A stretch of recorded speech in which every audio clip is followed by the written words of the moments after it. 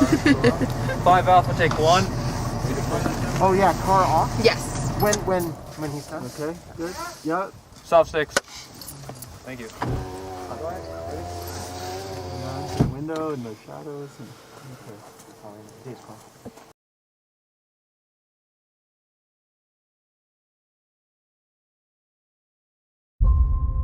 Okay, a toast to friendship, love, and healing. Cheers.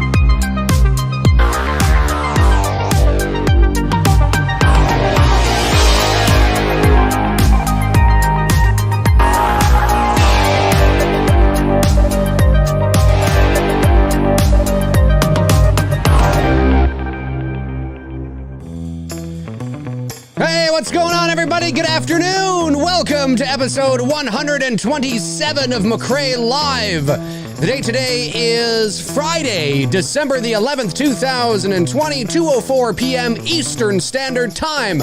I'm coming to you live from the VoiceMann Studios in Toronto, Canada.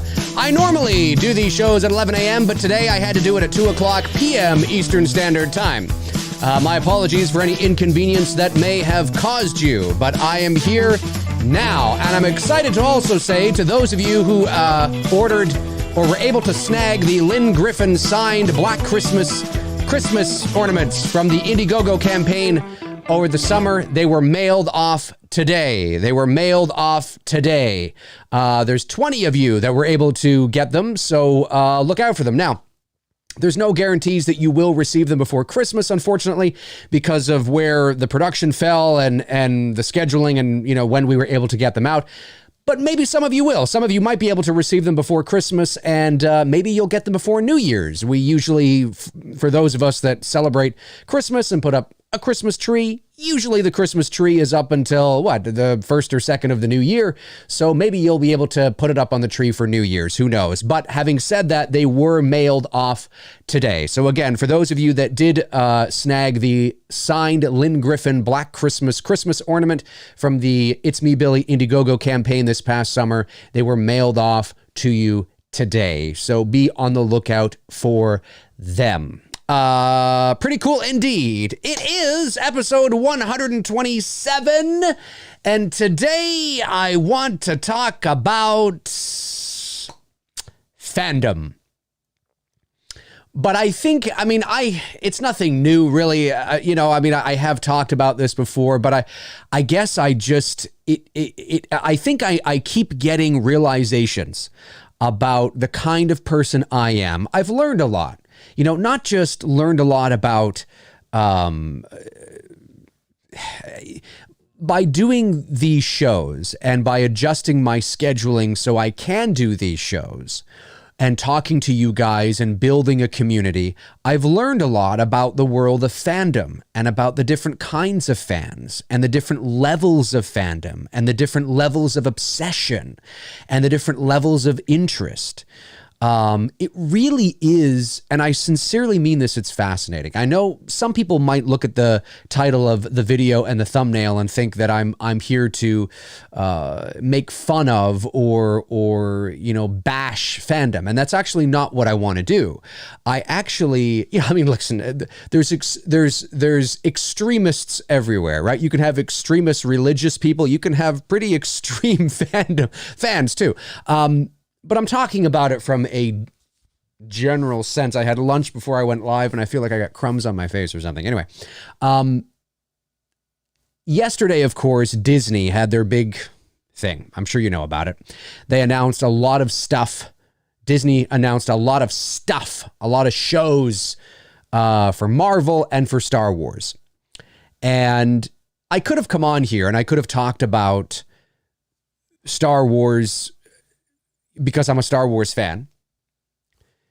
But I don't know. I mean, I see people getting excited about it, losing their minds. I check in with, online. I YouTube Disney, Star Wars, and I see people talking about it, and I just don't give a fuck.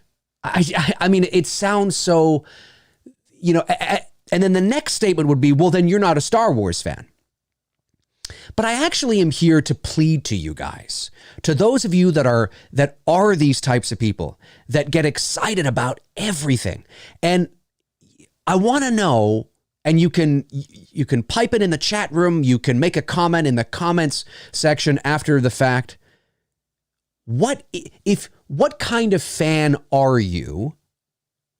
Are you a fan like me? Or are you one of these fans that is just eats up everything? And it's hard for me to quantify it, I guess, because for me, not everything is good. It's impossible. And I don't care to watch everything. I don't care to know everything. I don't care to read anything. Not read anything, but I don't care to... It's mind-blowing to me that Disney just announced 10 new shows. People are losing their mind. Oh my God! Holy shit! Yes! And I'm sitting there going, what the fuck?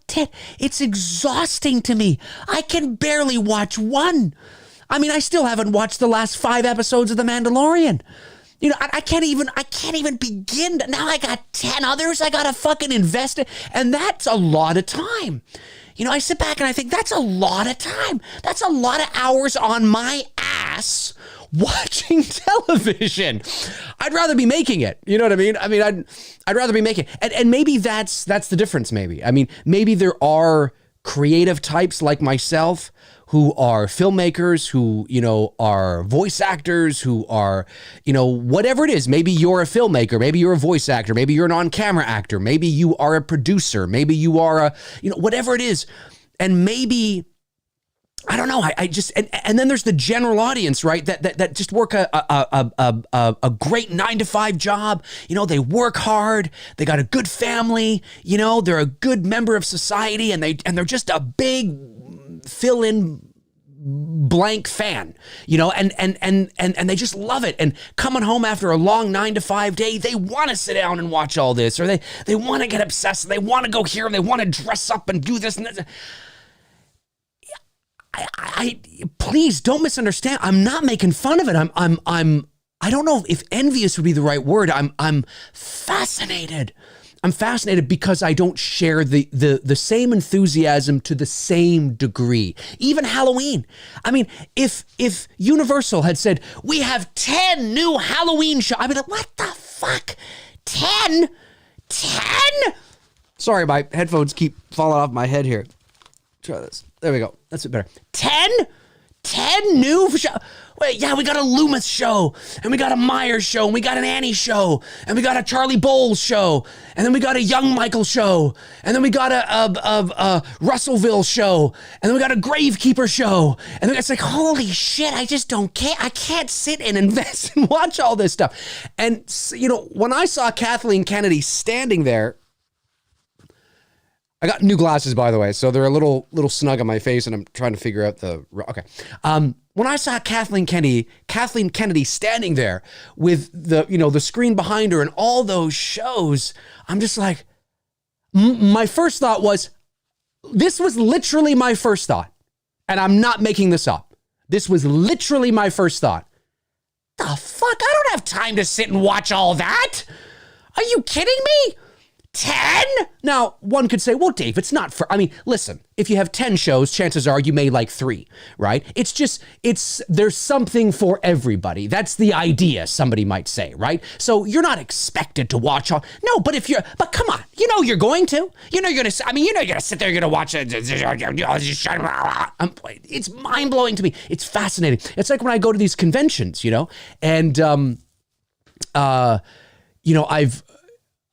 I will walk the floor and I will see these people dressed up to and they look fucking amazing, you know? And then I'll see these guys like having these conversations and I can hear them like, what about this? Well, you know, section 5, you know, paragraph 3, and we'll know in this book and in that book. And I'm just like, wow, this is hardcore. It becomes fucking serious to these people. It's fucking serious. It's like a religion, you know, the world of fandom. And I find it so interesting. And, you know, I start to almost question, it makes me look at myself and think, well, what kind of a fan am I? I mean, I'm a fan. I'd like to think I'm a fan, right? I like Star Wars. I like movies and pop culture, but there's degrees. There's a spectrum, right? There's one end of the spectrum and the other end of the spectrum. And I just find it really interesting. And I want you guys to help me understand if you are one of those people that is neck deep in everything. You've read all the books. You've read all the comics. You can't wait to get your fucking hands on anything and everything. What is it about this saturation and inundation of the material that you love? Because for me, I can't help but think that we can't, like, maybe it's the way my brain works. And, you know, I think back to school when I was in school and how, you know, I can't have too much thrown at me at once. I need to, okay, let's do this first. Let's do this second. Let's do this first, which is kind of ironic because now in my professional life, I'm at my computer and I'm doing several things at once. I can be mixing and mastering audio. I can be video editing, and then I can switch screens. You know, it's kind of ironic in some ways. But certainly I can intellectualize it, the obsession, but I don't understand it because I'm not that way. And I find myself always blown away by it's like when you watch trailer reactions, right? And, you know, look, I mean, clearly they are aware that they are shooting themselves watching a trailer reaction. I think Cody Leach has some of the best, most authentic trailer reactions. And you want to know why I think that? I've watched a couple of his. Because he doesn't fucking react at all. Because if you're home alone, okay, if you're home alone and the cameras are not on you, I don't care if it's the most anticipated movie you've been waiting for. Chances are you're not sitting there alone going, oh, oh, oh. I mean, chances are, and maybe you do, maybe you do, but chances are the average person is probably not. But if you're shooting yourself, if you know you're on camera, you know you're gonna, you know, a little bit heightened. Right? Cody Leach, it's so funny. I'll see him. He'll have his phone, right? You know, and he'll be like this. Okay, cool. All right, right.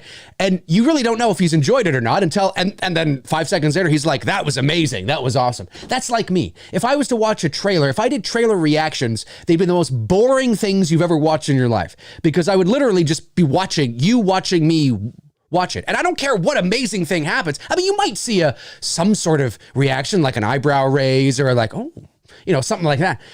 But, you know, when I watch these trailer reactions from these fans, God bless them, man. And I mean that. It's heartwarming in some ways. And I want to be there. You know, I see people going, oh, holy fuck. And listen, is some of it sensationalized for the camera? I'm sure it is. But there are genuine people out there that get that obsessed, that excited. It's crazy. It's crazy. And it's amazing. I sincerely mean that. Right? And I just find it really fascinating, you know, whether it's Marvel, whether it's DC, whether it's Star Wars. I mean, those are sort of the big tentpole, you know, areas where you'd find a lot of obsession. Harry Potter, of course, you know, World of Warcraft. I mean, video games too, man. Video games, people get crazy. They get crazy.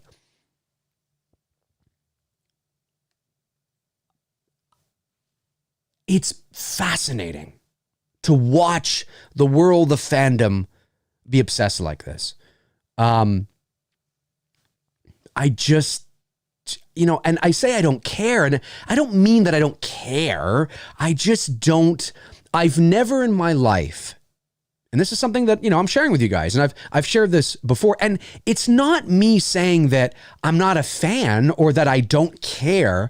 I just have never experienced something in my life that I have loved so much, that I've been obsessed with so much. And listen, it could be my personality. It could be a combination of nature versus nurture, how I grew up as well, right? What I was exposed to, what I was into. There's a lot of factors that drive somebody's obsession for whatever that is. I mean, you could say that I'm obsessed with making movies, right? Or that I like, obsessed with talking about, I mean, this is my obsession, right? But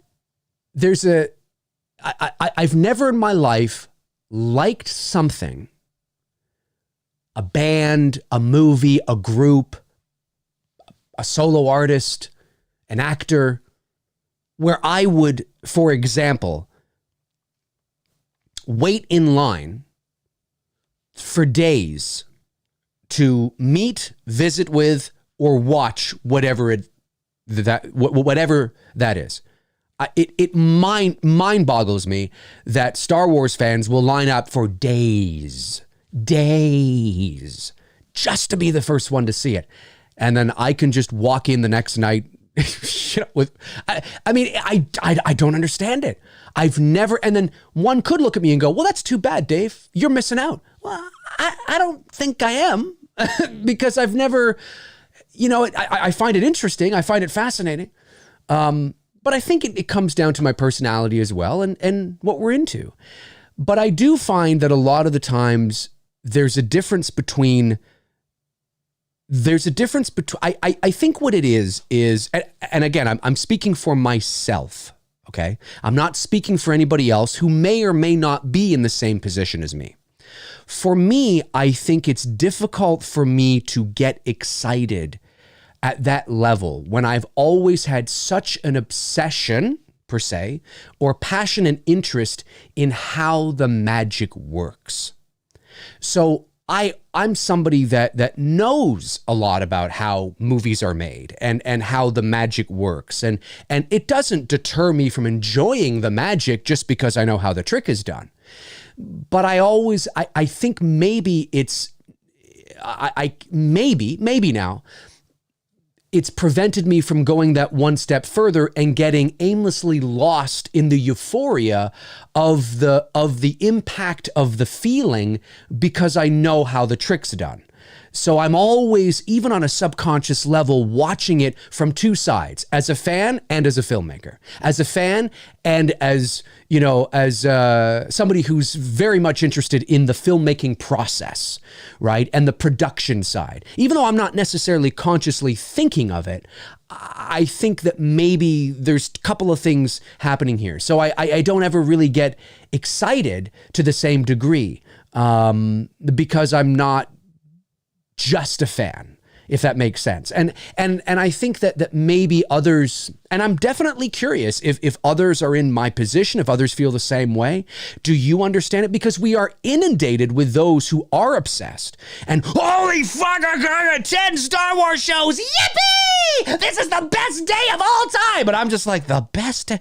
God, this is like your wife having, quintuplets or something. Are you kidding me? I mean, yay, 8 babies! 8 babies. And 4, well, no, was that 4?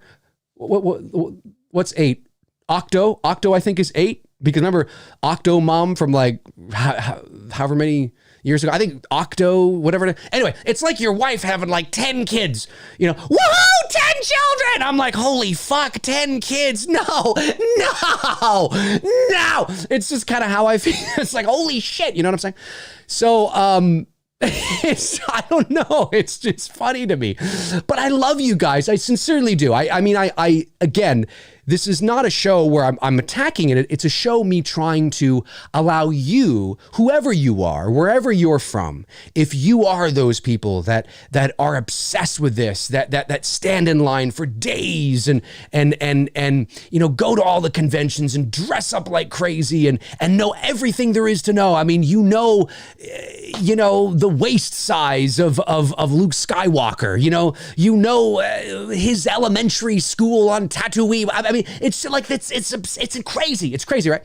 And I think it's amazing. And I want you guys to tell me what it is for you that brought you there, what it is for you that got you to that point. Why do you feel you're that person? What is it about all of this that that you love so much? And is there nuance for you? Can you separate the good from the bad? Can you understand that maybe less is more? Maybe we should take more of a nuanced approach and not throw so much at the wall, quality over quantity, right? Because the chances that 10 of these shows are going to be good is highly unlikely. And then you could say, well, but Dave, like I said, they're not for everybody, right? It's something for everybody. Individually speaking, in terms of taste. Maybe.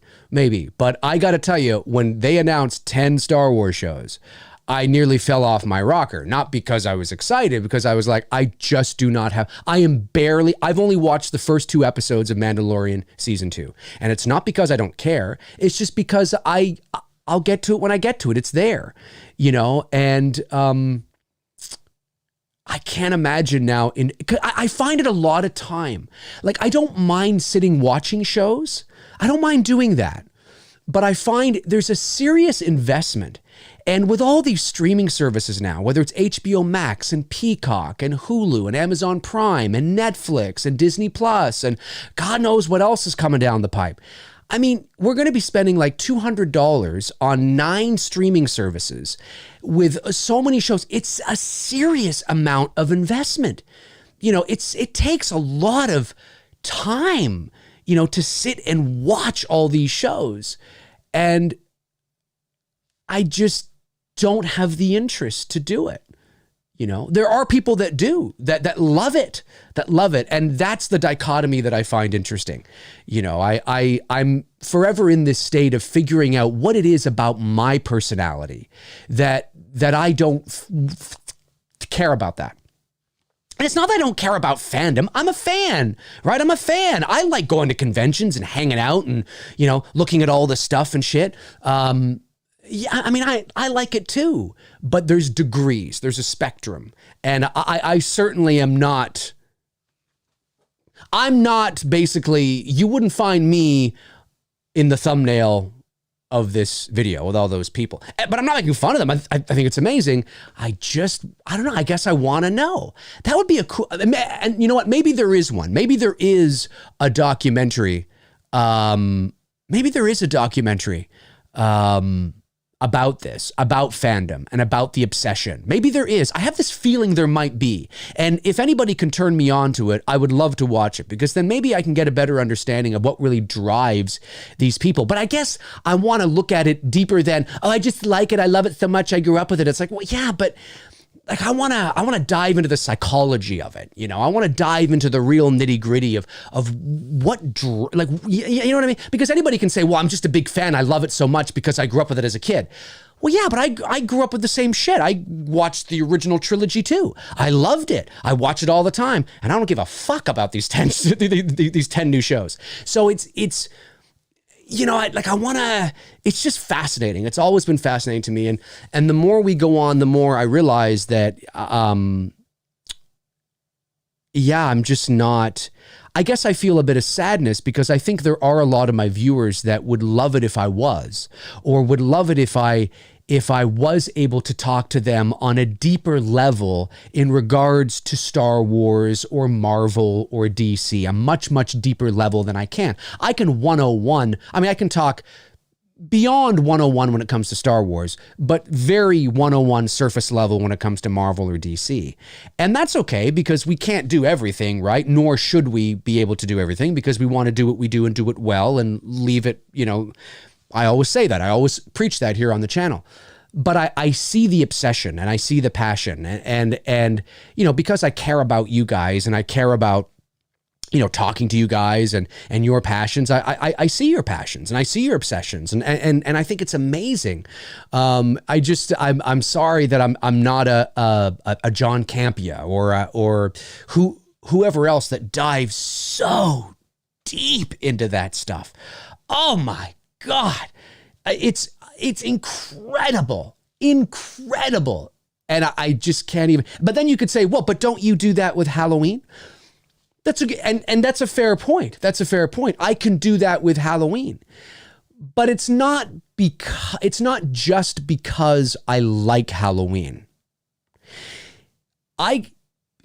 if you haven't noticed, when I talk about Halloween, or when I talk about the original Halloween, or Halloween in general, how the original film relates to the rest of the franchise and all that kind of stuff, I'm always trying to talk about it from a point of view that isn't usually talked about, like a psychological point of view or a narrative point of view, you know, an original intent point of view, and sort of open your mind and eyes up to new ideas and things that you may not thought about, other than just, that's a cool movie, man. Yeah, I like this part. I like that part. That's fucking amazing. I mean, we can do that with everything. I mean, there's nothing, you know what I mean? But it's always cool to dive deeper, and I like diving deeper with Halloween.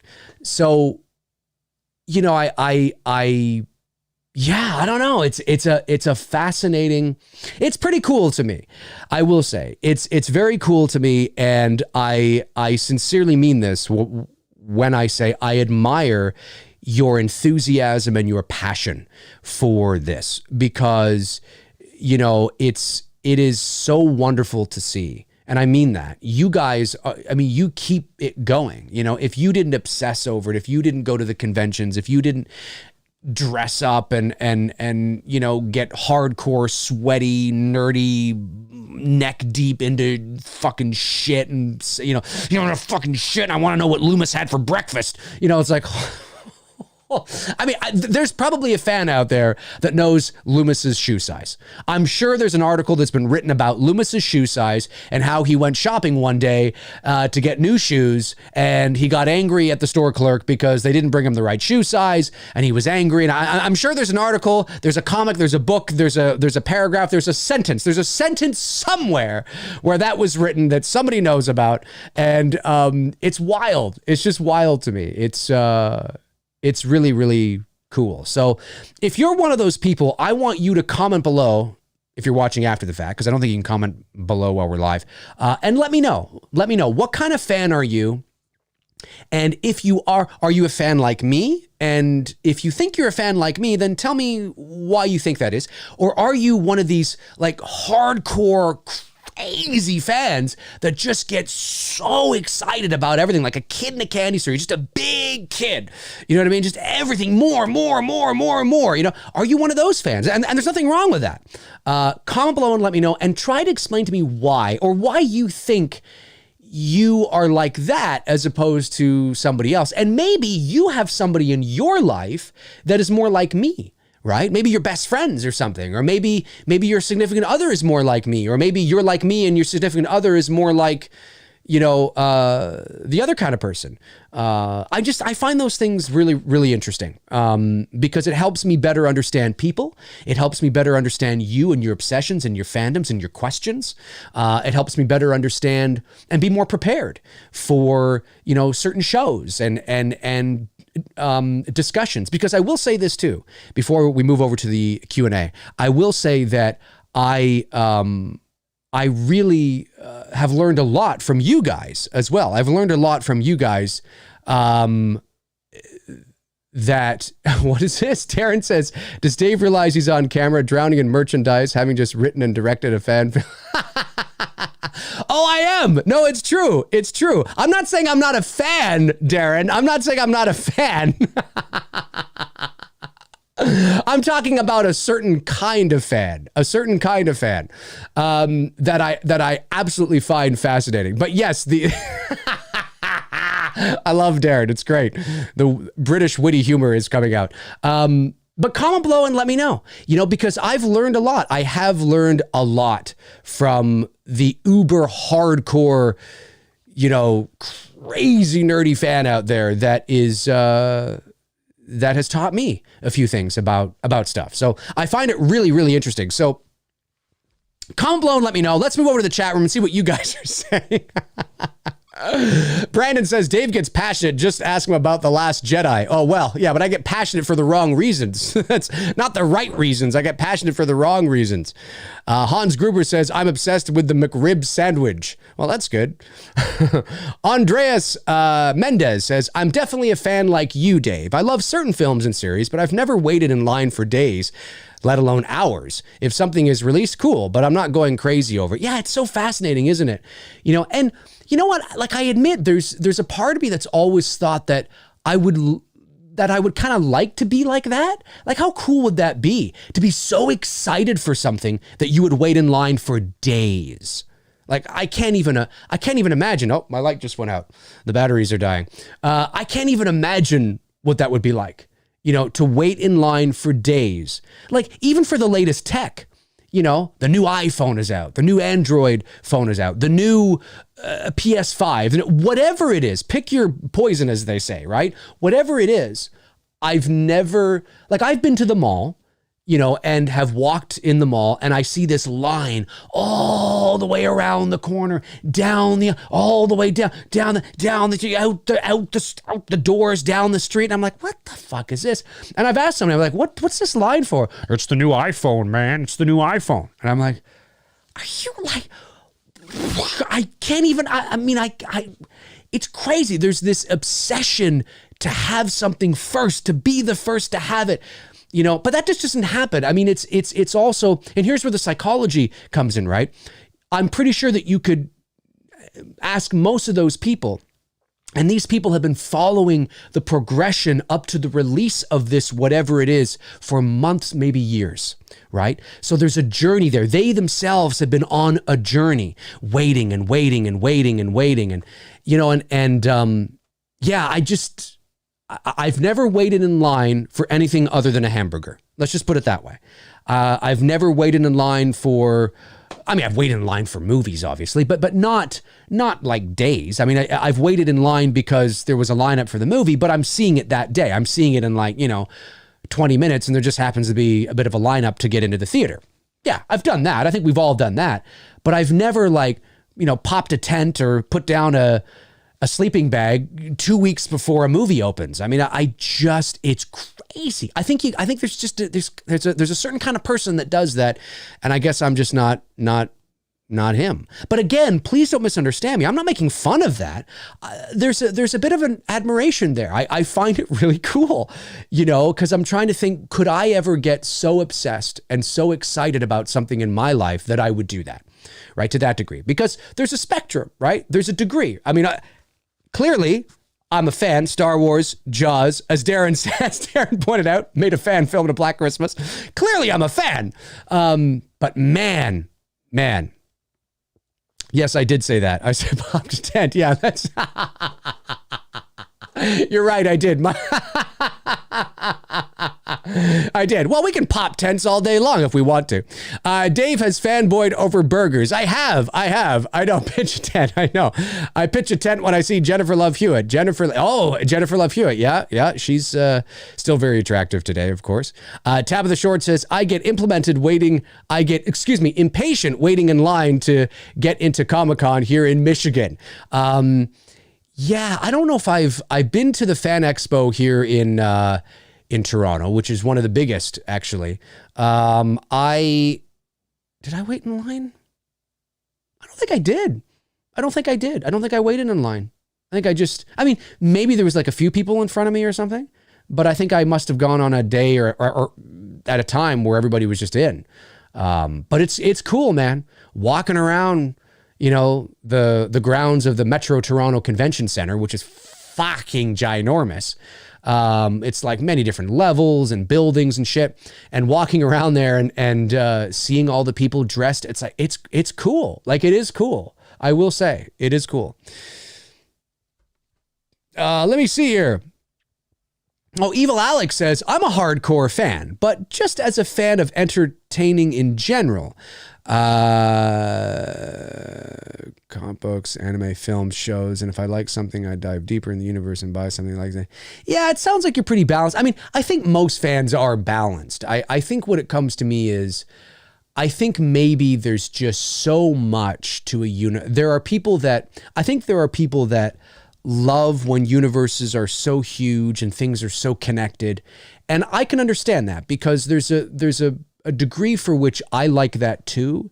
But I think maybe it's the way that things expand exponentially, and it's just so fast. Like, things are rolling out so fast. And I just think that for me, as you guys know, I'm a very pensive, nuanced, you know, slow burn kind of guy. And maybe that's part of my personality. Maybe if things move too quickly, if universes get too big, too fast, too many characters, too many things, too much mythology, maybe you lose me. And maybe that's what it is. It's just part of my personality. It's my taste. I'd rather have things a little more streamlined, a little more like a little more linear, let's say.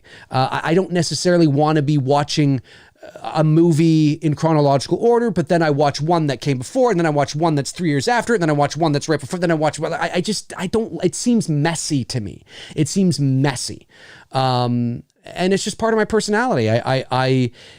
If you're younger than me, 20 years younger than me, and you grew up in the digital era, and you grew up during the Marvel film era, I mean, maybe you really enjoy that because you've been inundated with it and you understand it and you can compartmentalize it and you can figure it all out and it makes sense. For me, sometimes I feel fandom is just too saturated, too inundated, too many moving parts, too many things to keep up on, too many characters, too many backstories, and I'm just like, oh my God, I just don't care. Like, just tell me a good story that I can watch that's linear, that's A, B, C, D, everything makes sense. I don't need to fucking read a comic book for something to make sense. I don't need to then go read chapter 5, paragraph 2, sentence 3 for something in a fucking movie to make sense. It's not the era I come from. I don't want that. I want everything to make sense. Now, that doesn't mean that everything has to be answered in the movie. That doesn't mean that everything has to be answered. I mean, I am totally okay with, you know, leaving things on cliffhangers or you know, letting the audience to fill in the blanks or dangling the carrot and things like that, if you are planning on continuing on and eventually answering those things. But I think those things should if you are presenting the story first and foremost in the medium of a major motion picture, I think those answers should be in the major motion picture. Like, one of the things that annoyed the fuck out of me from the sequel trilogy, and you know, and I liked The Force Awakens, didn't like The Last Jedi. I liked The Rise of Skywalker for what it was. But one of the questions that never got answered was, how did Maz Kanata? Is that Maz? Yeah. How did she get Luke's fucking lightsaber in The Force Awakens? That's a story for another time. Well, we never found out. But I'm sure it's out there. I'm sure it's in some comic or book, section 5, paragraph 2, sentence 3. I mean, that's bullshit. That's bullshit to me. It's incompetence. It's lazy. I don't want that. And I understand that there's probably a business strategy around it that you can actually, you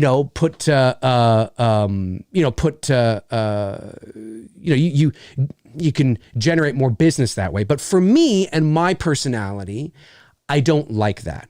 I don't like being presented something in a film and then the film asks me to go and read a book and pick up a comic in order for the questions to be answered. I think that's bad storytelling. I think that you tell your story in a linear way from beginning to end in the films. That doesn't mean the questions have to be answered in the first movie, but they have to be answered by the end of the third movie. I mean, that's how I feel. And so that's something I don't particularly like.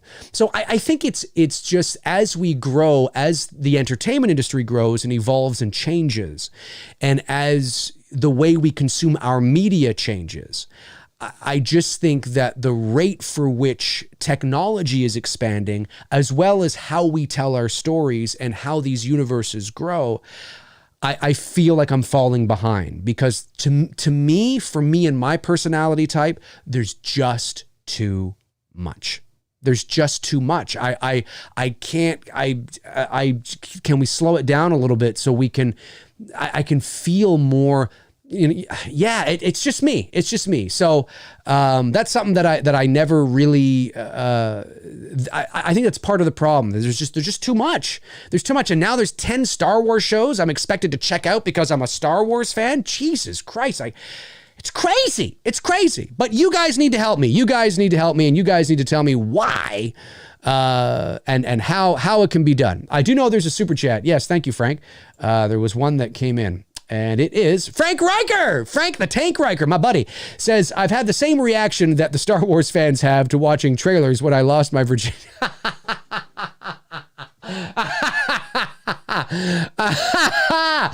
I love it. I love it. That's funny, Frank. That is funny. Too bad there isn't a video of that. But ching. It's so great. Let's see here. Brandon says, agree, Dave, just trying to get all your money. Well, yeah, I mean, I'm sure look, it's show business, and every decision that's made, always, you can take this to the bank, always has a business angle to it. How can we make money off of this? For those of you that think that Warner Brothers just listened to the fans and gave you what you wanted for Zack Snyder's Justice League, yes, but there's a very specific reason why it wasn't a couple years ago, and now it's HBO Max, and trust me, they're not as virtuous as you think they are, or as they might. Oh, we love the fans, we listen.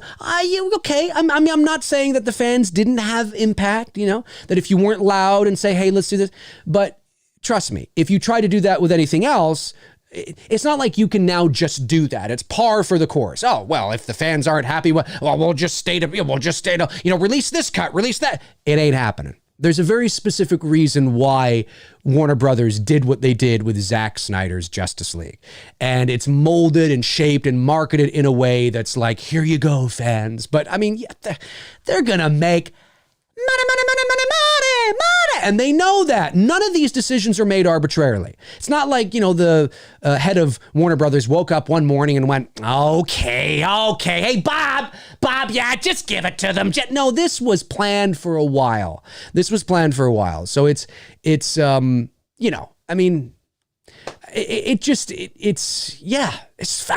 It's really, really, really cool. Darren says, I have that video. We're very proud. God, you guys crack me up. Brandon Gregory says, Dave, I apologize if you already went over this. No problem. But how terrible is this? The new of WB putting out all their 21 movies on HBO Max. In my opinion, it'll be the death theaters forever. I did talk about it yesterday. And again, my understanding is that they are releasing it simultaneously. Again, HBO Max is not here in Canada. It's only in the US. It's not gone international yet, as far as I know. So this is just a US thing. In Canada, we don't have HBO Max. We have, there's a streaming service here in Canada called Crave, which essentially everything that HBO Max has is on Crave. I don't have Crave. I assume HBO Max will eventually be coming to Canada because we have HBO. So I imagine that it will. But yeah, I mean, again, I haven't dove deep into the nitty gritty, but it is a very interesting decision that's made. And I can understand it from a business perspective. I think there's more to it than that. And no, it doesn't bode well for theaters. It's unfortunate. I think what is very unfortunate, by all accounts from what I'm reading, is that there was it was made. The decision was made without consulting some of the top filmmakers because they knew they would say no. I mean, listen, let's be honest. The reason why Christopher Nolan was not consulted and people like him is because Warner Brothers knows that they would have said no, that they would have been against it. That's why they didn't do it. That's why you do anything. It's why when you're a kid and you don't ask your parent for permission is because you know the probability is very high that they're going to say, fuck you, no, go back to bed. You know that that's what it's going to be. It's the reason you don't ask permission is because you know and you feel that you're not going to get a yes. That's why you don't. If you felt you were going to get a yes, you would ask, because no harm, no foul. So the reason why Warner Brothers didn't say anything and just made the decision is, one, because they can. Legally they can. But two, is because they know that their filmmakers are not going to be happy about it.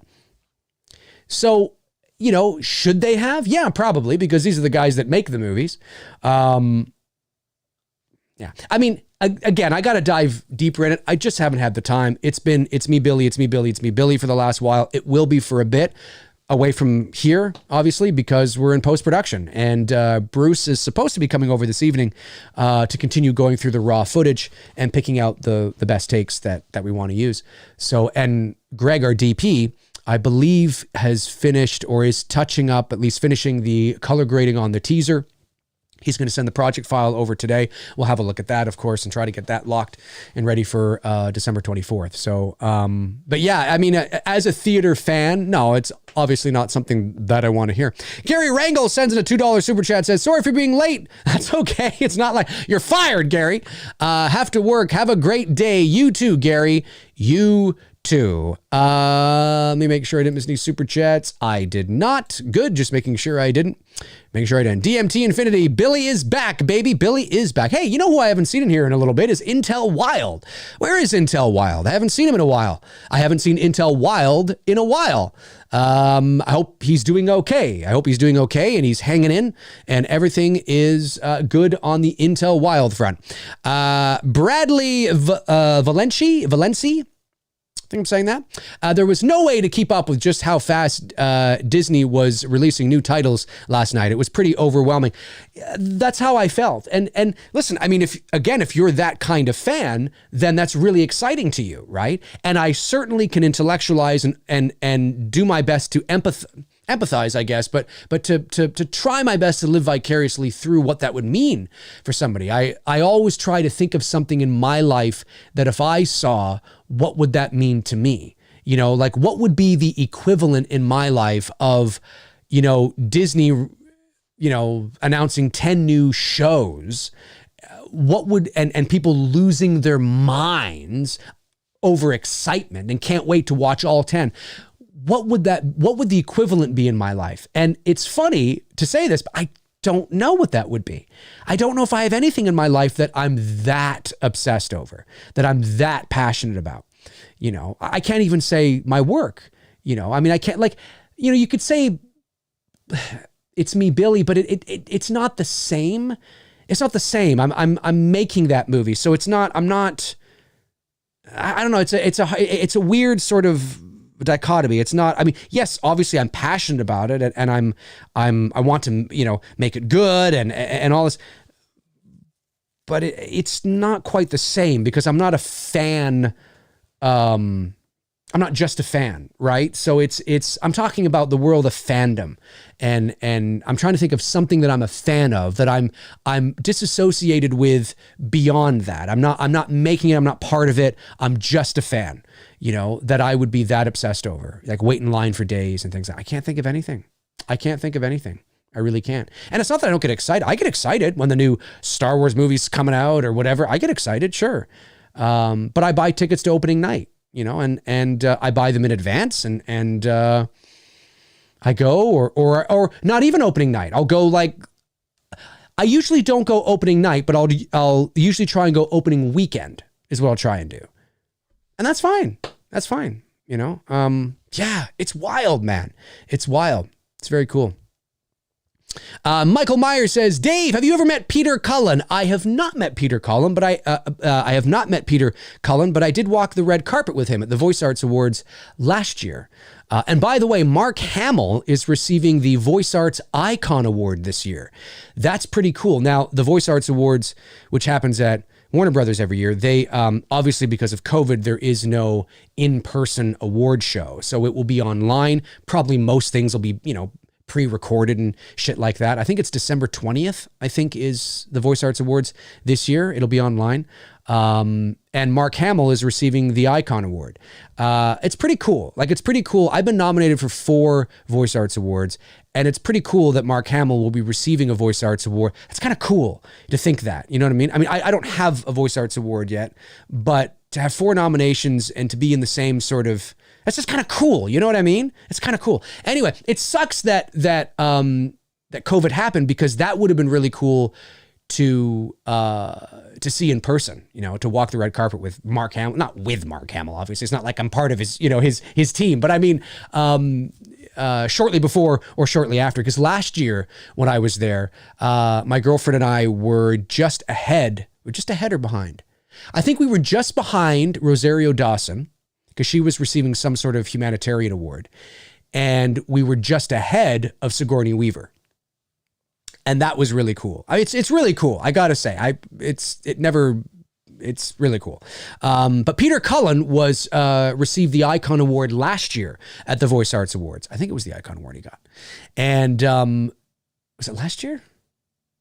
No, the Sigourney Weaver one was the year before. The Sigourney Weaver one was 2018. That's right. And then last year was Peter Cullen. So last year, I remember, again, it's not like I'm with him on the red carpet, but because the red carpet's so long, you're on this, you're on the carpet at the same time as him. So take that, with a grain of salt, but it's cool. I didn't have a chance to meet him. I didn't have a chance to speak to him. But I was surprised with how short he is. Now, I'm not a tall guy. I'm only 5'8", but he looked shorter than me. He looked like he was 5'5" or something like that. He's not a very tall man. So that kind of surprised me a bit, but no, I've not met him, but I mean, he's Canadian, so that's kind of cool too. Let me see here. Devon Keel, excuse me. Or Devon? Devon? Could be Devon.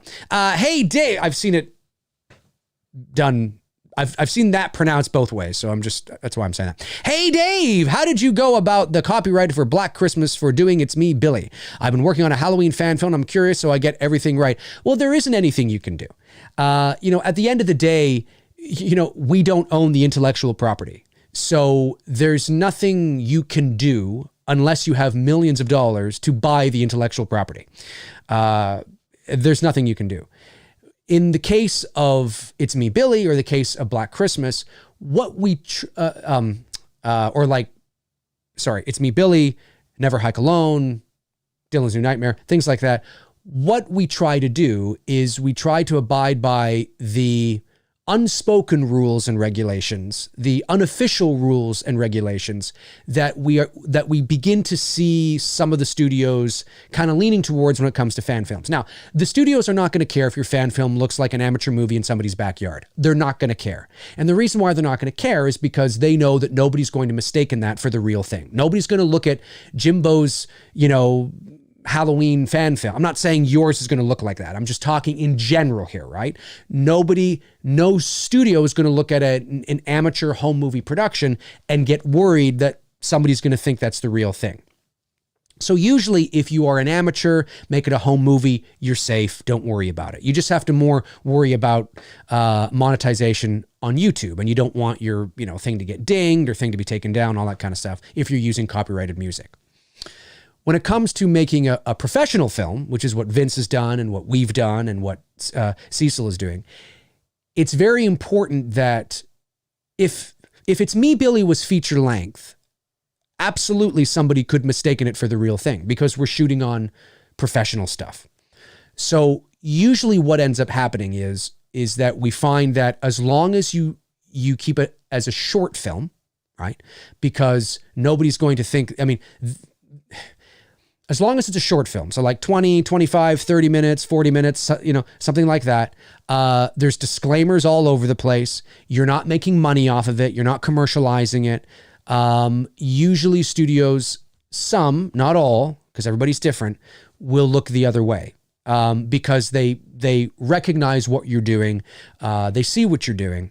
And they understand that this is a short film. Nobody's going to mistake this for the real thing because it's a short film. Copyright can be different in certain countries as well. Here in Canada, there's a bit of wiggle room and things like that.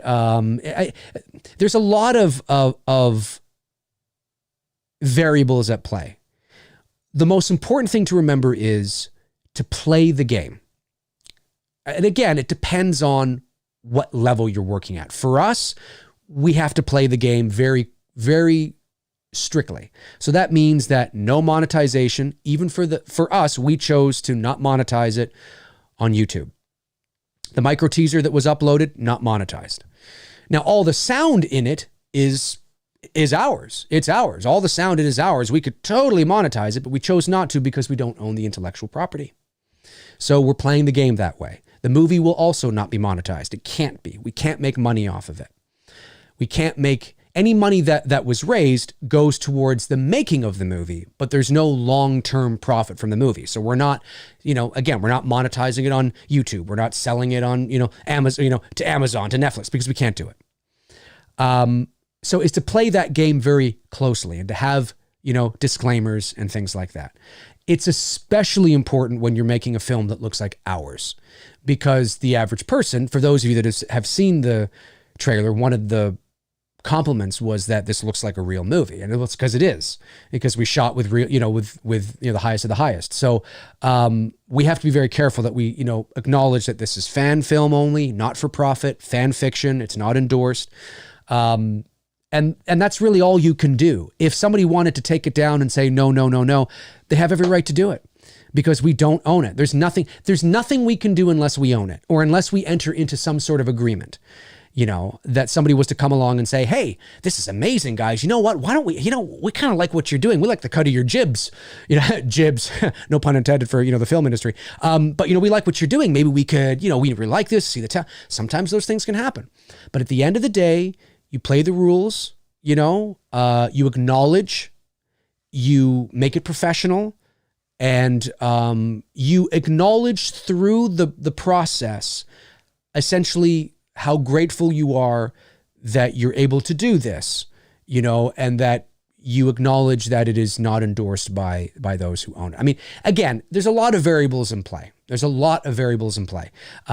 just know that's the general idea of what you have to remember. And unless you own the IP, or unless you are in agreement with the people who do, I mean, it's a crapshoot sometimes. We'll see. But we've been very clear through the marketing of the Indiegogo up to this point, through the micro teaser. I mean, even the micro teaser has a disclaimer on it, because we want to be fair. We want people to know that now, hang on a sec, this is not official, and hopefully Universal and Blumhouse, and if they were to ever see it, they would, get a kick out of it. They would say, this is amazing. I mean, as long as it's not monetized, not making money off it, I mean, this is really cool. Good job, guys. That's awesome. And who knows, if they like it so much, just saying, hey, just saying.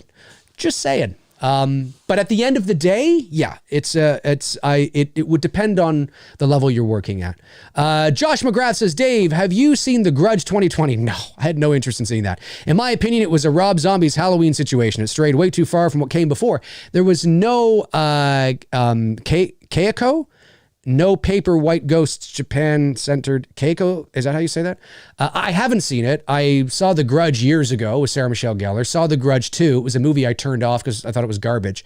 So no, I haven't seen The Grudge 2020, and I really have no interest in seeing The Grudge. Tabitha Short says, Intel Wild spread lovely gifts and then disappeared. He's an angel. Maybe. No, I'm just curious on where he is, because now that It's Me, Billy has been completed and shot and things like that, I would love to I'd love to know what he thought of the micro teaser. I'd love to know what he thought of what we're doing, the production and things like that. It would be wonderful to speak to him again. I mean, I don't care if he sends in those gifts. I just want to talk to him. Seems like a cool guy. So Intel, if you're watching, hopefully you come back soon. Let me see here. Tom Ungurian says Intel was in Wham's live stream last night. He's alive. I know that. Whew. All right, he's alive. Good. I'm glad to hear that. I'm glad to hear that. Let's see.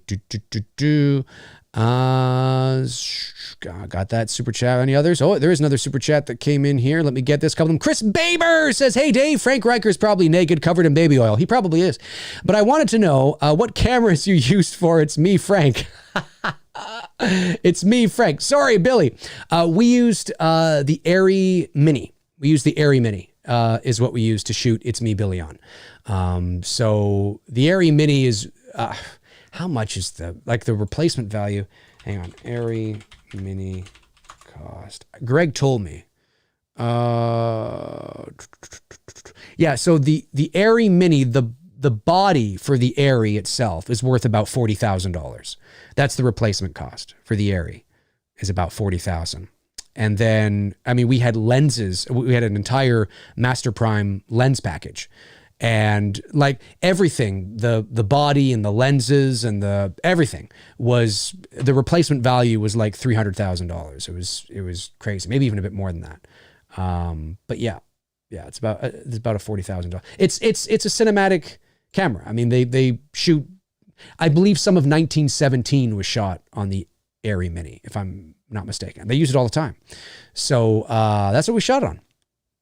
But you also have to have a great DP. I mean, you can shoot. I mean, listen, shooting on a cinematic camera with that sort of dynamic range, yes, your footage is going to look great, but you got to have a really solid DP who knows how to light your scene, who knows how to frame your scene. You know, it's those nuances that a really good DP brings to the table that, you know, anybody can set up a camera, point and hit record, but you got to have the guy, you know, a real good DP who has an eye for cinema. And Greg does. He's just a cool guy. I'm glad I've got to know him. Let me see. What do we got going on? DMT Infinity says, the only thing I'm obsessed with on that level is you and your channel. Oh, well, calm down there, DMT. Calm down. Also, have you by any chance gotten the chance, I assume you mean, to speak with your friend Melanie Scrofano to try and get her on the show? I have not spoken to Melanie Scrofano, you know? Yes, I need to do that. I haven't spoken to Melanie in quite a few years. We do follow each other on Facebook. For those of you that don't know who DMT is referring to, Melanie Scrofano plays Winona Earp in the Winona Earp sci-fi series. Her and I are old high school friends, and we were coming up together in the early 2000s. I started out, as you know, as I've said, as an on-camera actor. I was beginning that process. I was auditioning for commercials and all that kind of stuff. And Melanie and I saw each other a few times throughout that process, very early in the 2000s. We even auditioned for some butter commercial. I didn't get it, and I know she didn't get it.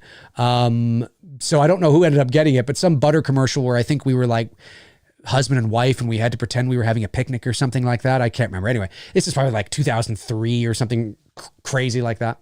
But anyway, so I fell more into the voiceover side of things because of the broken teeth incident I had. And then Melanie went off to continue to pursue her on-camera acting, and she landed some bit parts here and there and some supporting roles on some shows and movies. I think she was even in Saw 4, I think, as a bit part. I can't remember. And then she landed this big role for Winona Earp, which is amazing. And I know she's married now, and she's got, I think, a kid or two, which is fantastic. So I haven't talked to her I could reach out to her, and I've been meaning to do that. I've just been so locked in with It's Me, Billy. But yeah, leave it with me. I will definitely do that. Give me some time to do it. I will reach out to her and see if she wants to come on. And knowing, I mean, unless she's changed, knowing the kind of person and personality Melanie was, and probably still is, I think she'd be totally down for it, if she can do it. She's a mom now too, and of course she's probably busy with, I think Winona Earp got picked up for the 3rd or 4th season, so I don't know if they're shooting or not yet, but certainly I will do my best to bring her on, because I think she'd be a hoot to talk to, and I know you guys would like her a lot. Yeah, she was a sweetheart. She was a very, she was a bit younger than me. She was a couple years younger than me, in a grade. She was in, I think she was a grade younger than me. I remember there was this girl I liked in high school, and Melanie, the girl was in the grade below me, and she was in Melanie's drama class. And so I asked Melanie to talk to this girl for me because I really liked this girl. And of course, this is back in the mid 90s when you would still write notes to each other. So that's what we did. I wrote a note, for this girl, and I gave it to Melanie to give to this girl in her drama class, and then she, wrote a note back, gave it to Melanie, who gave it to me. Melanie was like the facilitator of that. Anyways, nothing ended up happening with the girl because she was just too immature, but I remember that. I remember that a lot. So that's fun. Yeah, no, I'll try and get her on. I will definitely try and get her on. Let me see here. Super chat. Thank you, Frank. Thank you very much, Frank. Thank you, Frank. Thank you. Thank you, Frank. K316 sends in a $5 super chat and says, "Hey, Dave, how are you doing, buddy? Not doing too bad. Can't wait to watch It's Me, Billy. You and Bruce are true legends. The Canadian Dream Team." Well, I don't know about legends there. It's just, let's calm down, K316. Let's calm down. But I appreciate your compliment. Thanks very much. Oh, and you said, you doubled up.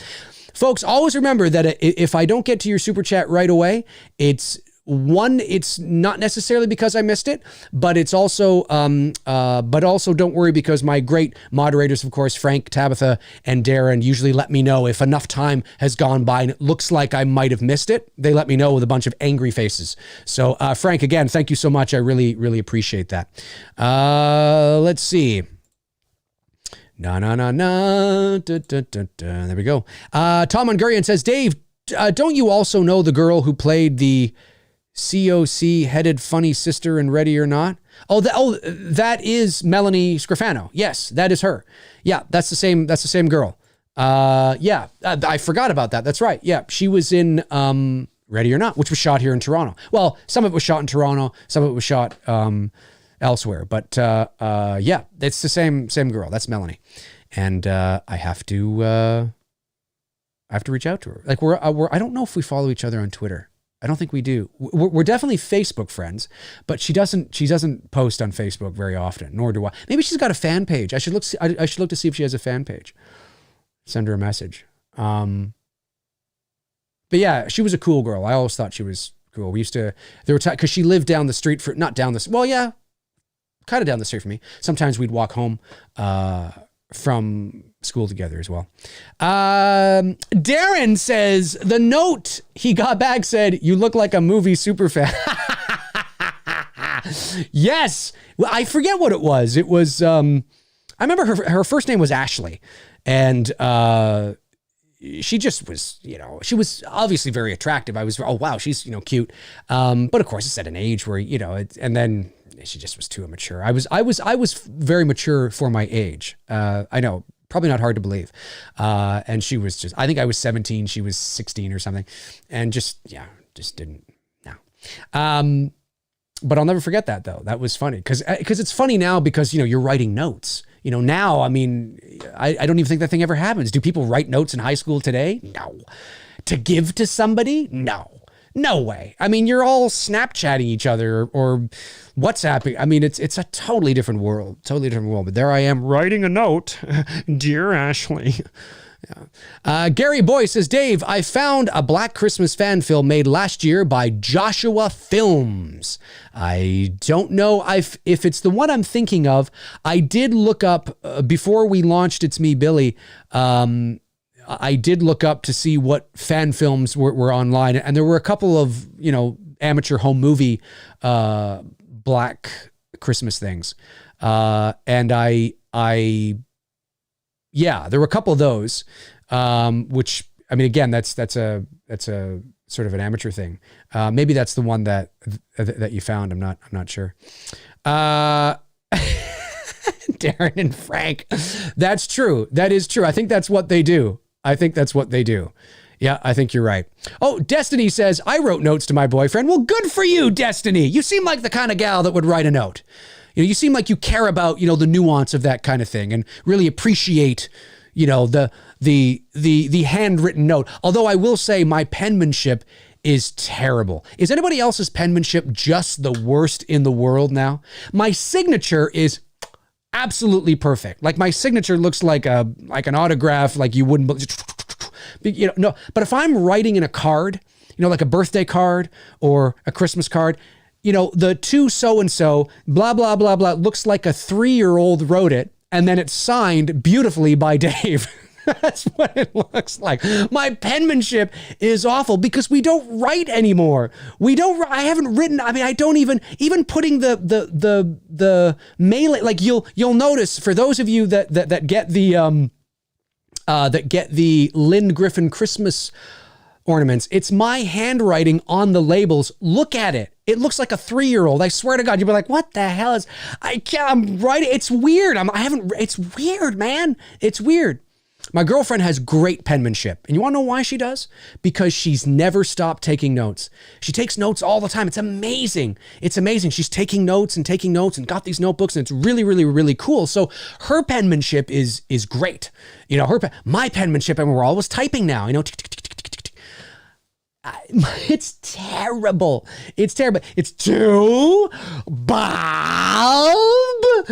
I really appreciate Dave.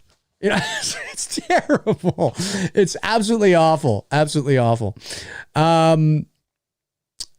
Destiny says, my signature is atrocious. That's funny. That's funny. Mine is actually really good. Mine's really good. And I've had the same signature since I was 13 years old. I mean, it's evolved. I'm sure when you look at my signature from back then, it looks like a 13-year-old. But the design of it, how I loop my R and MCRAE and all that, it's been the same for years. It's been the same for years. That's probably why it looks so good. The Smokies says, was it you that wrote on the calendar for the It's Me, Billy Indiegogo teaser? No, it was not.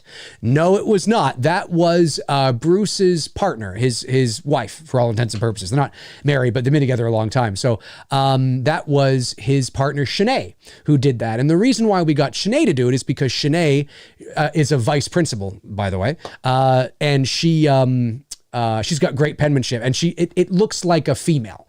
And we needed the calendar in the Indiegogo teaser to look as if, you know, a girl had written it, right? If it couldn't have been me. It would have been awful. It would have looked like some 2-year-old had written on the calendar, what the hell does that say? I can't read it. What the hell does that say? You just can't read it. So, no, that was actually Bruce's partner, Shanae, that did that. Gary Boy says, Dave, will you be the voice of Billy? Yes, I will be part of the voice of Billy. The actor who we have hired to be the physical presence of Billy as well, we did record a lot of his lines. We did some ADR with him while we were on set. So I want to mix and match. I mean, if anybody knows about the original Black Christmas, obviously there was a schizophrenic sort of nature to Billy's tirades and his phone calls. And 1 minute he can sound like 3 different people. Well, I want to continue to utilize that because that's part of his identity. But I'm a 41-year-old man. I don't sound like a 70-year-old man. And the actor that we hired is an older man who does sound like that. Now, I don't mean he's like, hey, let's go. I don't mean he's old, sounds old. I just mean he's got a deeper, more seasoned voice, let's say, right? Because he's older. So we wanted to utilize him and me as well, mixing and matching where appropriate, to sort of, create that impression, because Billy is, in the actual film, in the continuity, Billy is 70 years old now, give or take, right? So, but yes, I will be part of it. I will be part of it for sure.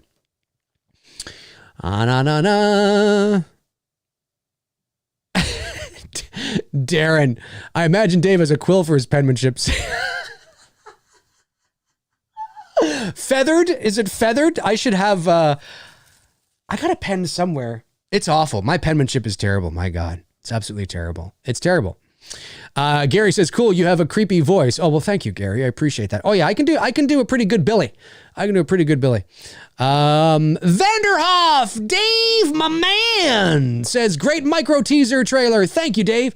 Really appreciate that. Daniel Hirel, I think I always forget I'm saying that wrong.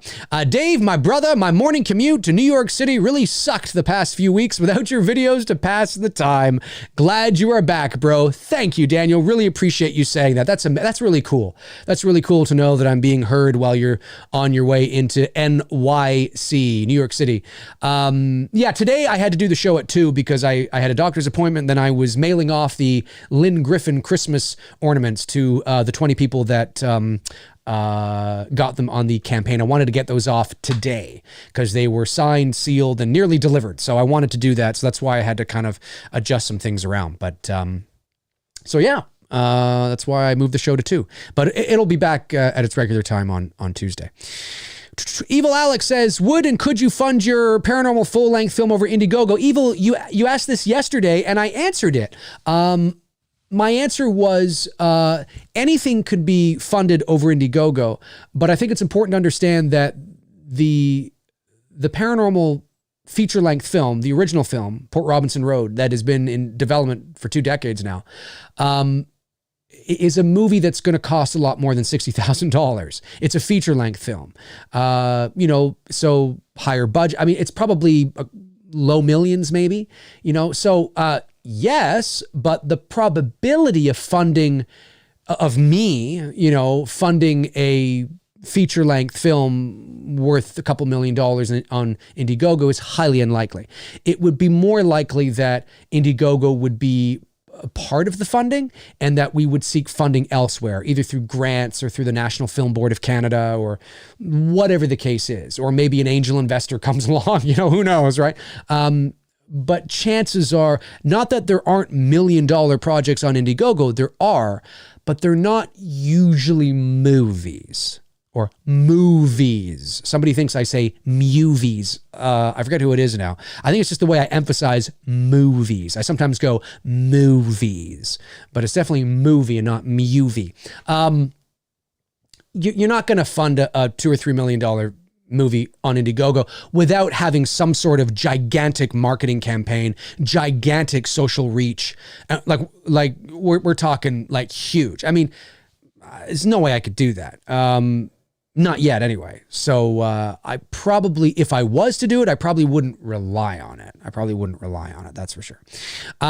Super chat comes in from David Coe. Thanks, David. Says, did you guys ever consider setting It's Me Billy in the past so Billy wouldn't be in his 70s? Can't wait to see it. No, never did, because setting it in the past means that your set deck and your set design will have to, that just increases your budget, because then, this wasn't the reason why, but it's something off the top of my head. I mean, obviously everything has to look like it's the 60s or the early 70s. So that's everything from wardrobe to cars to, I mean, if the car is passing by things it just complicates things a little more. If we set it in present day, the actors can use their own clothing, which in a lot of cases they did, because the actors are in their, I think Malika and Victoria are 24, I think, and Shelby's 27 or something. But they're at an age where, the girls, they picked out certain clothing that they already had in their wardrobe, and we were able to pick, they showed us, and we were able to pick certain things that we imagined their characters wearing. And girls that age, I mean, they had everything that they needed. Basically just be yourself in terms of the clothing, right? So that helps too, because that's cost that's saved. It doesn't, I like the idea of moving the narrative forward instead of going back. I'm not a big prequel person. I very rarely like going back when I've already gone forward. Again, I'm a very linear storyteller. And it's not that you couldn't do a prequel, but I'm not a big fan of prequels. I'm not a big fan. I often think, well, why didn't you just fucking start there? I don't know. I mean, I know why, obviously, but I'm not a big fan of that. So for me, it was never really on the table. And we understand that Billy is 70, but Michael Myers is 61.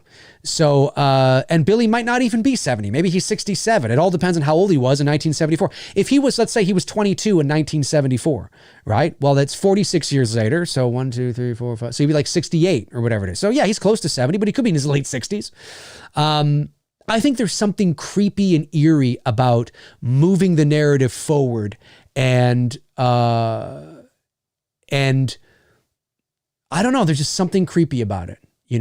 I've acknowledged many times that the original Black Christmas doesn't need a sequel. It's got one of the greatest endings of all time, but it's fun to play in that sandbox. And like I said, and I've said this before on a number of occasions,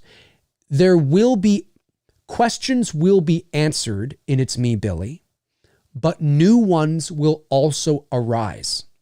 And that is a very deliberate, creative choice we've made. Once you see It's Me, Billy, you'll understand. You'll understand why, but it's a deliberate creative choice. So, but yeah, it was always going to be a sequel. It was just where could we crack the code? What's the code that needed to be cracked? And once we honed in on Jess being pregnant and not knowing whether she survived, although it is alluded to the fact that she may have died, but you don't know for sure. If she survived, did she end up having that abortion? And obviously she didn't, because Victoria is playing her granddaughter. So why didn't she have the abortion? What was the reason for not having it? Her heart was so set on having an abortion, right? Well, those are things that are answered in It's Me, Billy. So, It's crazy. Michael King says 47 years later. Well, 46 because it was 1974. So 74 to 2000 is 46 years.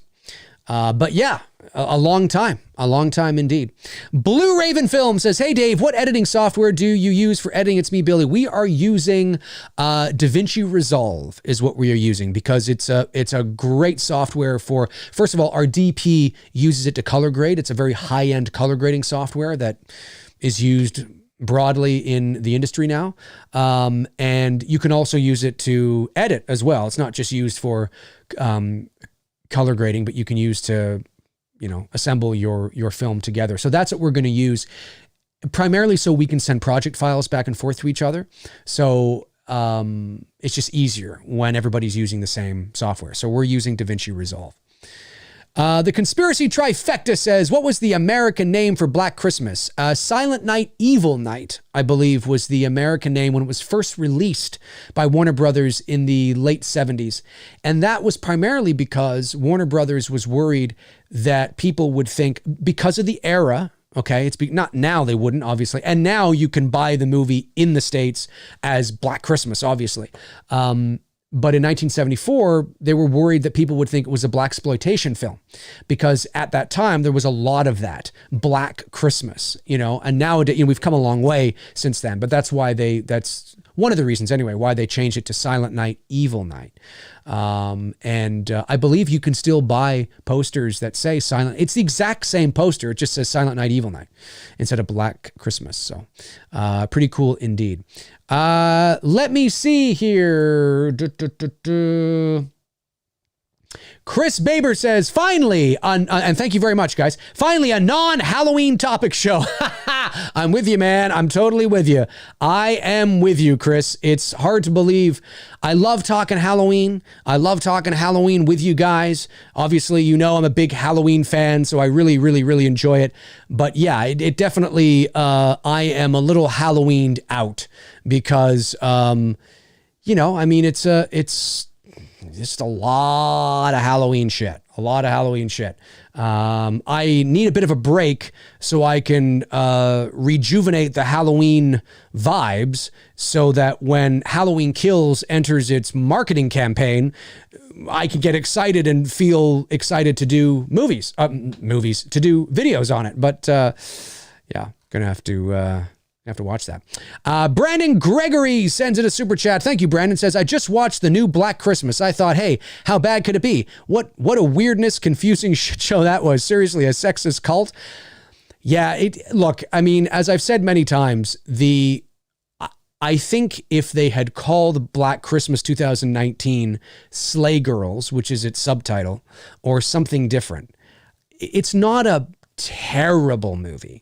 But when you are trying to sell it off as a remake of a cult classic that has no connection to the mythology whatsoever, other than it taking place on Christmas and having a sorority house, it can rub people the wrong way. And what really hurt it, and there's a lot of women out there too. I know a lot of women that didn't like it either because it's very on the nose. I heard somebody say, and I agree with them totally. I forget who was it said this, but I agree wholeheartedly that it's not a movie. It's not a movie with a political message. It's a political message with a movie attached to it. And that's what it is. It's hitting you over the head. And, people generally speaking don't like to be patronized and told how to think. They want to be presented things through subtext and through nuance and allow them to make up their own minds and things like that, which is what the original Black Christmas did very well with the whole subplot of the abortion and all that kind of stuff. It wasn't in your face. It was subtext. It was a subplot. It was an interesting sort of angle there, especially in 1974, especially with a woman, because usually it would have been the man wanting the abortion, right? So I like that. It shows her independence. But Black Christmas 19 was just... it felt preachy and condescending. And I know women out there, I'm sure there are a lot of women that enjoyed it, but I do know women that I've talked to personally that say I don't need to be handheld and coddled this way. It felt condescending and preachy. Just make a good movie. Don't try to spoon feed me this and tell me how to think and what I should care about. This is women telling me this. 100%. Obviously there are women that do enjoy it, that did enjoy the film, but I don't think it hit with every woman like they wanted it to. It was downgraded from R to PG-13 so they could get younger women into the theater. I think that was a detriment to it as well, because you can tell that. You can see it chopped up. But I don't think it's a terrible movie. I don't think it's terrible, but I think it didn't meet its full potential because they were so focused on pleasing and making sure that the film was doing justice to its message. And unfortunately, I don't think it allowed the film to organically breathe and become something maybe pretty good, but obviously not having Billy and not having, getting rid of all that. And it was too on the nose. It was too on the nose. And I'm not a fan of it. I'm not a fan of it. It's unfortunate that it was like that, but I'm not a fan of it. I am not a fan. Let me see here. We'll go for a couple more minutes and then I got to skedaddle. Gary Boyce says, how is progress on the Nightmare fan film going and will you do the Freddy laugh? Will I do the Freddy laugh in Dylan's New Nightmare? I think so. If not, I'll probably slip one in somewhere. Well, like I said, people have been asking about it. As far as I know, it's still on the books. But like most things in the United States, most productions, it's been delayed because of COVID-19. We were able to move ahead with It's Me, Billy, because Canada, relatively speaking, is in a better spot than in the US. So, but as far as I know, Cecil still wants to do it, and he's excited. So we're just hoping that maybe we can move into production next year. Southpaw82 sends in a $5 super chat and says, hey Dave, how do you feel about Warner Brothers announcing all their big films to the worst streaming service HBO? Oh my God, I've talked about this. I hate it as I love the theater. Well, I've mentioned before, I like the theater going experience as well. So I'm not a big fan. I'm not a big fan of that. Not a big fan. I hope that, I really do hope we can get back to some sense of normal. That's what I hope. But we'll see. Tabitha Short says, what the hell was the purpose of the 2019 movie then if there wasn't a Billy? Well, it was to drive the political message that was the movie. I mean, even the quote at the beginning, if you've watched Black Christmas 19, the very first thing you see on screen is a quote that will set you up for what the movie is really all about. It just wasn't, I can't, and I have no evidence of this. And I've said this before, and I have no evidence of this. But it's circumstantial at best. But I can't help, I find it very suspicious that Blum got into social cancel culture trouble about several months before he announced the Black Christmas remake. And it had everything to do with Blum saying how I'm paraphrasing, but he said something like he wants to hire more female directors in horror, but there's just not enough willing to do it or something to that degree, which may be true. I mean, he's not saying anything bad. He's not saying anything sexist. He had to apologize for it because that's what you have to do. But there was nothing wrong with what he said. Nothing wrong with what he said at all. But of course, out come the gloves, right? And I can't help but feel that, 3 or 4 months later, he's all of a sudden got this Black Christmas remake that comes out of nowhere, that's moving into production, written and directed by 2 women. And who knows? Maybe this thing had been in, the works before he made what people think was a gaffe. But then I would imagine that he would have said that in the article. Oh no, well, it's hard to, but you know what? We have a horror movie coming up that is written and directed by April Wolf and Sophia Takal. Why wasn't that mentioned in the article? It would have been a great thing to mention, and it never was, as far as I know. I stand to be corrected, but as far as I know. So I can't help but feel that this was his response, and they fast-tracked it and moved it right in there, and of course he had that angle to it, and yeah, it's unfortunate. I do believe that, and again, take this with a grain of salt. I understand I'm the co-writer, co-director, and co-producer of It's Me, Billy. But I have a good feeling, at the very least, that when you are able to watch It's Me, Billy, you hopefully will appreciate, at the very least, what we have tried to do in a nutshell, because obviously it's a short film, right? It's not a feature-length film. And I think Black Christmas fans, because I'm a fan as well, right? And I think Black Christmas fans will be like, now this is what they should have done. You know, this is what they should have done. You know, this is I want to know more. You know, I want to see more. I want all that. Like, this is what they should have done. You know, so we'll see. We shall see. Tony Scott says, hello, Dave. Goodness, it has been too long since I joined your channel, but how has it been for you? It's been good for me, Tony. It's been good for me, my man. Frank Riker sends in a super chat, says for the non-sexy MFers in the chat. Thank you, Frank. Really. And I'm loving your avatar, by the way. I just can't get enough of that avatar. It's just so funny. I love it. It's great. All right, folks, listen, that is going to do it for me here on this episode 127 of MCRAE Live. Thank you to my moderators, Frank Riker, Tabitha Short, Darren Sands, for doing what you guys do. I really appreciate it. Thank you to, of course, the non-super chat questions and the super chat questions that came in today. I really appreciate it very much. I should be back on Monday night at 7 o'clock p.m. Eastern Standard Time for Two Dudes and Some Bullshit. Got to confirm with Tony on that. Our schedules over the last couple of months have just been all over the place. Tony and I have just been really, really busy, but we do want to get back to that, and hopefully that will be this Monday night. You guys are amazing. You already know that, of course. Yeah, I will talk to you guys soon. Let's play the micro teaser one last time on our way out. Okay. Have a great weekend.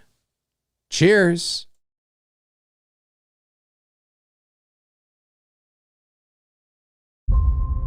Okay, a toast to friendship, love, and healing. Cheers.